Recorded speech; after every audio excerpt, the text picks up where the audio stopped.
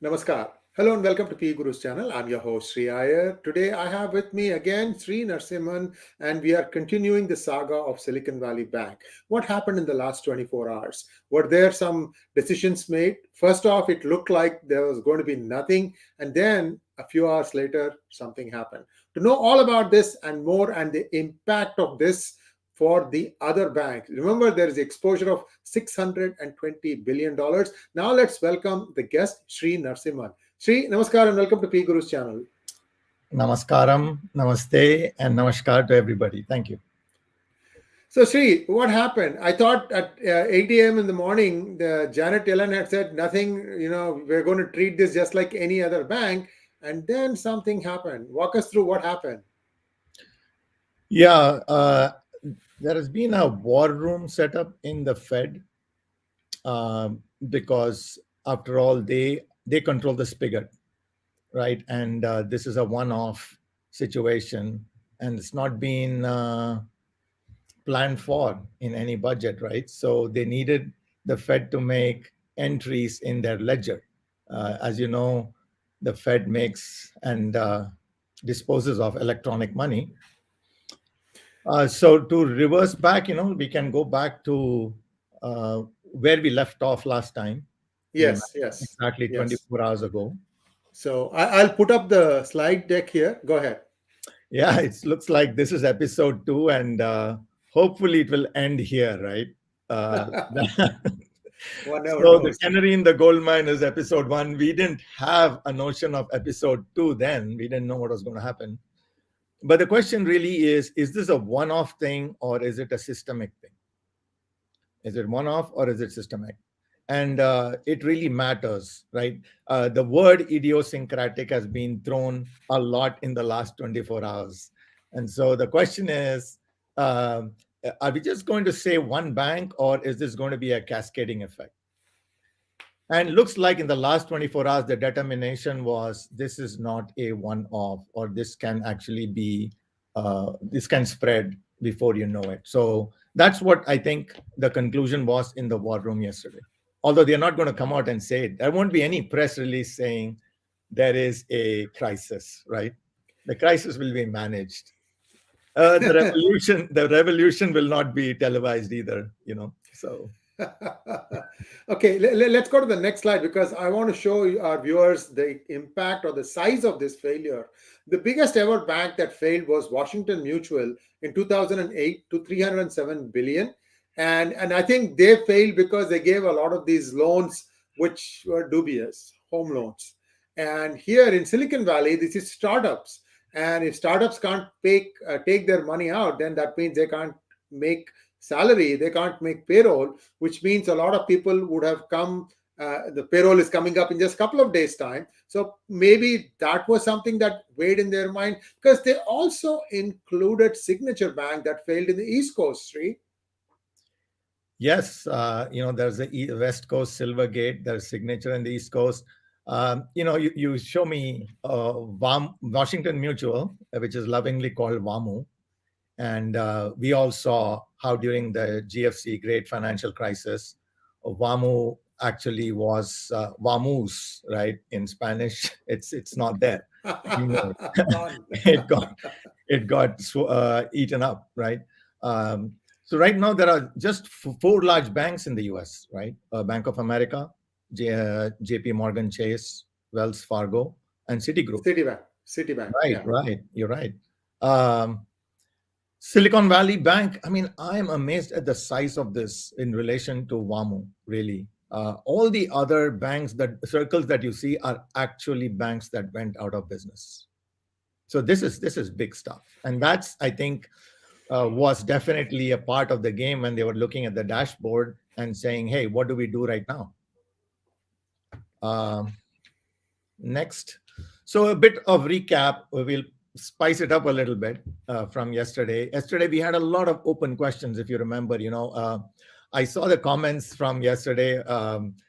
People were pretty agitated. There was a lot of good comments, but then, the questions around, hey, why aren't you coming out and taking a position? Why aren't you saying this? Half the questions were around Adani and Hindenburg. I anticipated that. But let's go through and recap what really happened. Liquidity crisis in Silicon Valley Bank. It was just a matter of a duration risk. They didn't loan a bulk of their assets. They basically kept it for safekeeping with the safest instrument out there called the Fed, right? And the question was, is this going to spread? And is the risk going to spread throughout the ecosystem? And then, of course, a lot of employees were potentially impacted. We didn't know how much yesterday. And we left off with this kind of a ham-handed statement saying, oh, there's going to be narrative issues, there's going to be political jockeying. Guess what? That's exactly what happened. Of course, you want to provide resolution to those affected, right? If you're affected, you want to make sure that you are safe. But the most important piece here, I think, was each of the political leaders, wherever they are in the spectrum, they had to actually take that message and kind of slightly pivot it and change it to their depending upon their constituency. So I saw a lot of that going on in the last 24 hours. Really, optics and narratives to others matters more so than actually delivering resolution to those affected. So the questions, some are easy, some are difficult, right? The big questions really were, will the government intervene? That's where we left off yesterday. And if they do, will they encourage risk taking? And when I say risk, I'm talking about unusual risk taking, not the usual ones. Will they push the needle such that returns are always a game of risk and reward, right? It's like how much risk that you take, and the reward should be commensurate to that risk. But while chasing big returns, people or executives may take a higher risk but not disclose that to the rest of the shareholders. So they may not perform their fiduciary responsibility to look after the interests of the shareholders. So that's what moral hazard is. And then there's this identity crisis, right? I mean, if you're screaming that you are the leader of the free world and then capitalism and free enterprise should prevail, the question is, when one of your bigger players are affected, then what do you do? Especially when they don't come under the regulatory too big to fail safety net, right? So the question is, where does capitalism start and where does it end? And there's this new thing called libertarianism. Not a new thing, it's already there. It has been there as a third leg of the stool. Question is, when do you step in and help people who should know how to manage risk? And then the question is, should you say the B word? The B word is bailout, right? And if you're going to bail out the rich guys, the poor guys, the voters are basically going to make a mental note of it. So that's where we left. And I know I'm kind of slowed down here, but moving this a little bit, the process kicked in yesterday, right? You had the state regulatory authority that I referred to kicked in. It put forth its what it's going to do in breaking up this bank and basically making people whole up to $250,000. So that's how the response started rolling. But people were not happy with that, right? Go to the next slide. Yeah. So this was big because just one of the incubators out there, Y Combinator, had 10,000 startups on its funding list. And imagine 10 employees per 100 employees. Yes, yeah. 100 employees. There is a cascading ricochet going on, right? It's not just Y Combinator directly employed startups, but then their customers and their customers, right? Orders are just going to freeze, right? And there was a lot of pressure put by some tech leaders on their representatives, political leaders, elected leaders, right? That's what happened all the way till mid-afternoon today. So finally, at 2 o'clock, 3 a.m. Indian time, finally 3 a.m. Monday, right? Monday Indian time. Finally, an announcement was made, and it was a perfectly harmonious announcement, right? You have the Treasury announcing, because they are the administration. Imagine if in the Indian context, uh, Srimati Finance Nirmala minister. Sitharaman ji comes in, the finance minister comes in, right? And her office comes in, and then stands with the RBI leaders. And imagine if there is I'm not sure about this body, but imagine there's a body out there that looks at guaranteeing deposits in India. The three parties would come together and they put in a joint statement. So, these kind of things are pretty choreographed. The words are pretty standard. But really, if you really read up the words loudly, you see that this is almost like quantitative easing, right? Imagine we are in a secular regime of quantitative tightening. The guy is talking about 50 bips, 25 bips before, 50 bips next, and all of a sudden you like take a bounce down the QE. What is it called? 2.1 or 3.0, whatever. The language is pretty interesting, right? We are taking decisive actions to protect the US economy by strengthening public confidence in our banking system. What does that mean? Well, what does the contra mean?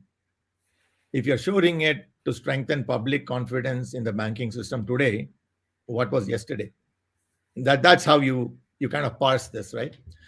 And then you look at another statement out there, which basically gave me the idea for the title.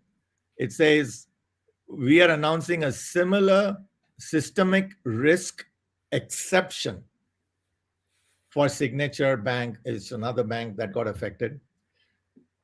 So now you're carving out exceptions, right? The question is this going to be the first instance and we'll stop here? Or will there be multiple instances? So just to be sure, these guys went ahead and did something more. So they rolled out something called the Bank Term Funding Program. It's a new program. And they kind of put in $25 billion worth of, you can say a credit line kind of thing. If you want That it, is the PE. That is the PE for now. PE as in? Not PE. What do you call quantitative? QE. Yeah. Sorry. So you're right. That easing part of it is that ledger entry that they have done notionally until it gets called by one of these distressed institutions, right? So that's what's going on. And they said the charter is to fully protect all the depositors. So the magic words were uttered today by Janet Yellen at CNN in the morning, where she said, we will fully protect all the depositors, insured and uninsured, right? So this is big deal. Imagine this flips over and it's another country. Imagine if India does this. Well, look at what happened in the Adani case. Hindenburg, they went to town on what I would call as peanuts compared to what is happening here. This is a huge deal. A $207 billion bank goes belly up 2 days or 3 days after Forbes rates it one of the best run banks. One of the talk show hosts talks it up.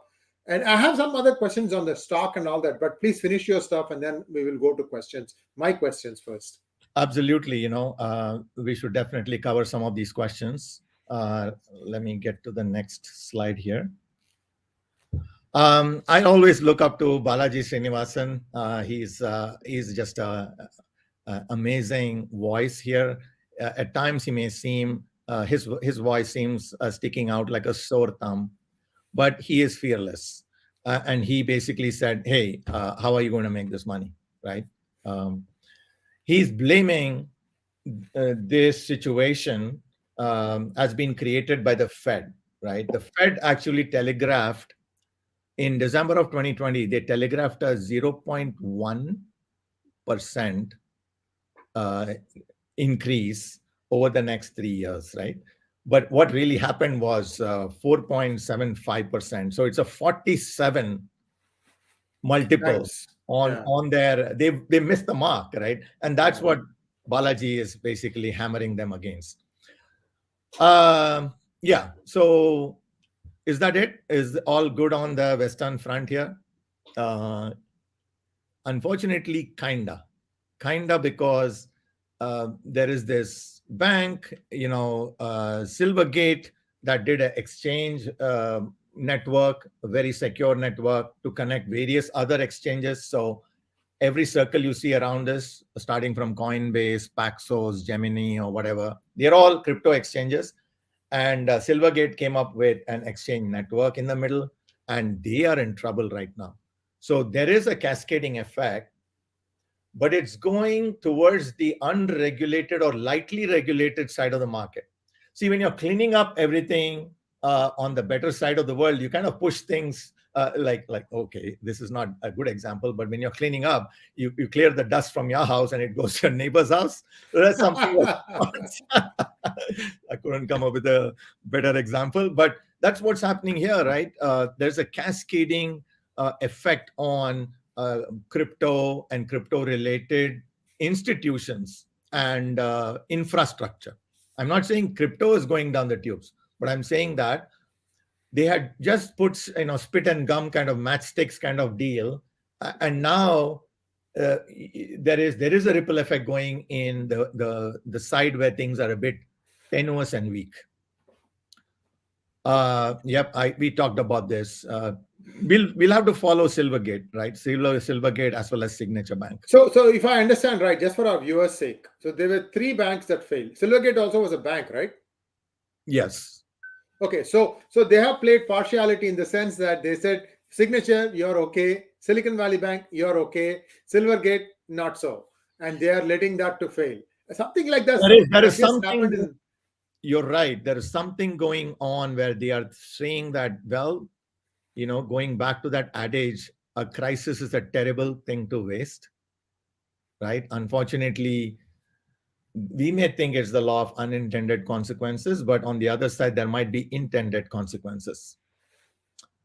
Our friend Michael Burry, the big short guy, the guy who predicted the previous crisis and who made big bets around that, he is not happy that the government is saving sick institutions.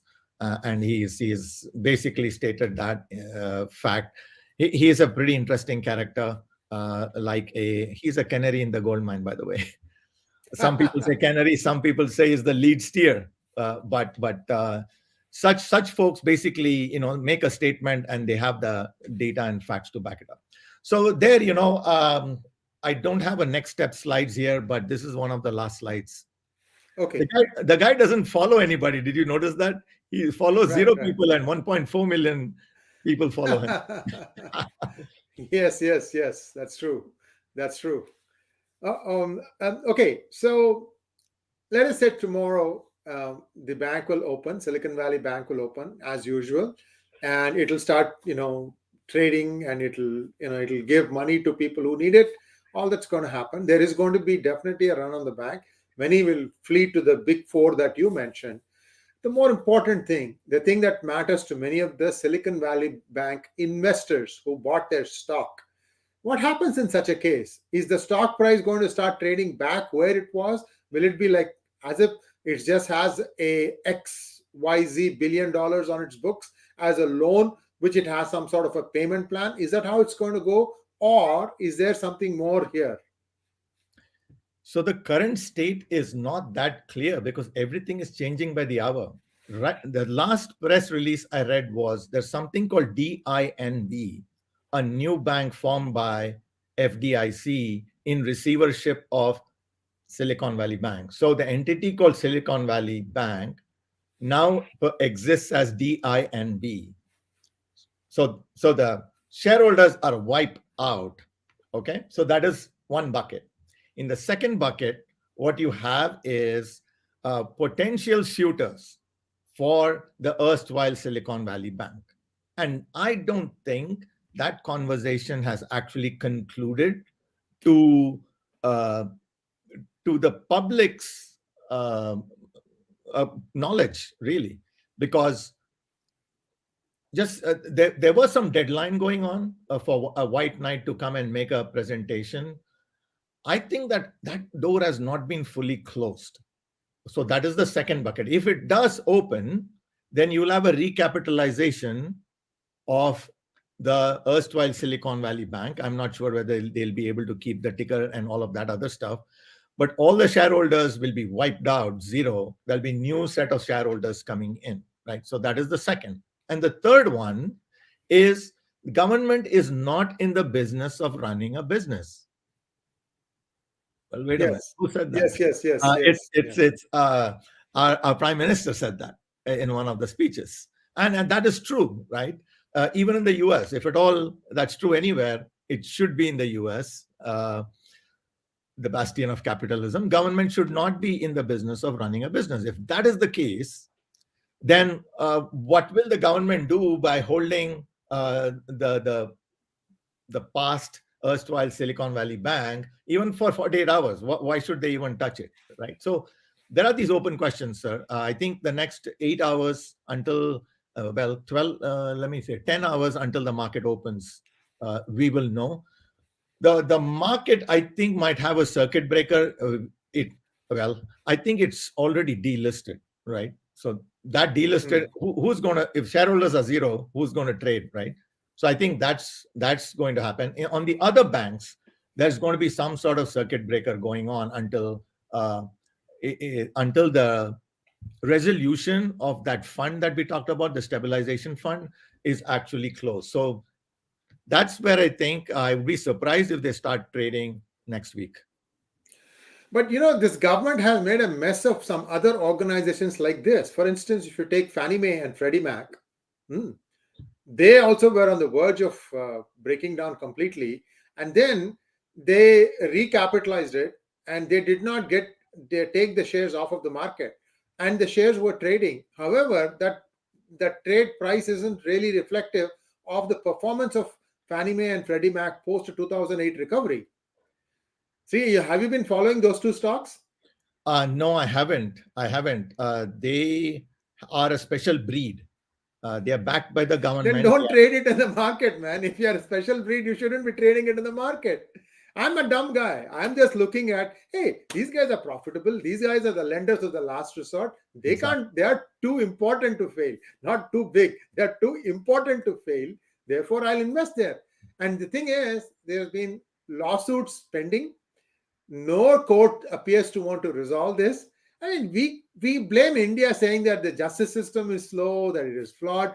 Hey, US of A is no better. I'm just, stuck. One of the wise people I used to work with always said that, don't make the same mistakes, right? Make some new mistakes. I take it to heart, really.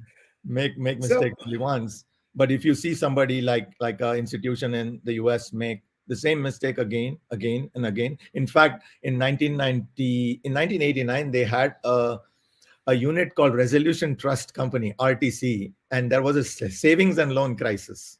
Every 10 years, they have clockwork, they have something going on, LTCM, and then GFC, and then now this. Yes, indeed. And that's where we stand right now. Silicon Valley Bank is operational. The payrolls may be able to be run for this second half of the month.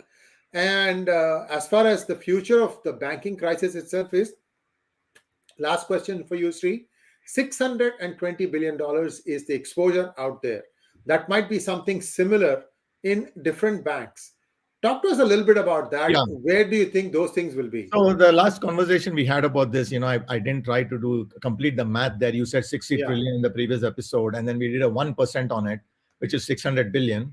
That 600 billion is a notional amount of unrealized losses on the books of all the banks that have dealt with government debt, household debt, corporate debt, and so on. Okay, so these guys themselves have probably taken a hit of anywhere from 15 to 20 billion dollars on the book on the unrealized losses. Now, the losses are realized only when the bonds are sold in a distressed situation, when all the guys say, give me my deposit back. Boom, you have to sell all your bonds at a lower price. So that is the realized losses. So 600 billion is a big money for the even for the US, you know, and that is, I would say, unrealized. And people we may shrug their shoulders and say, but hey, if you hold it for 10 years until maturity, you didn't see that, right? What's that saying called? If a tree falls in the forest, would you hear it, kind of thing? So if it all dipped and it went up to maturity and everybody was made whole at the end of 10 years, then what is the issue? No issue, right?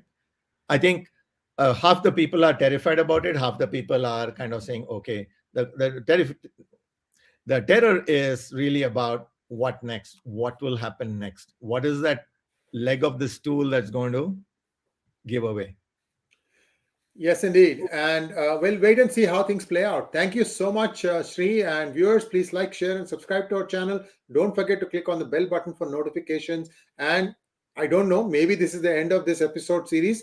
Maybe we'll be back for one more. We never know. So stay tuned. Thank you once again. We are going to have a live program with Delhi R. Rajagopal at 11 o'clock India time. And this will be on some new rapid political developments. The National Investigative Agency is also looking at Sisodia, something more that this fellow has done, mischief. So please do tune in for that one. And again, thank you so much. Namaskar. Namaskar.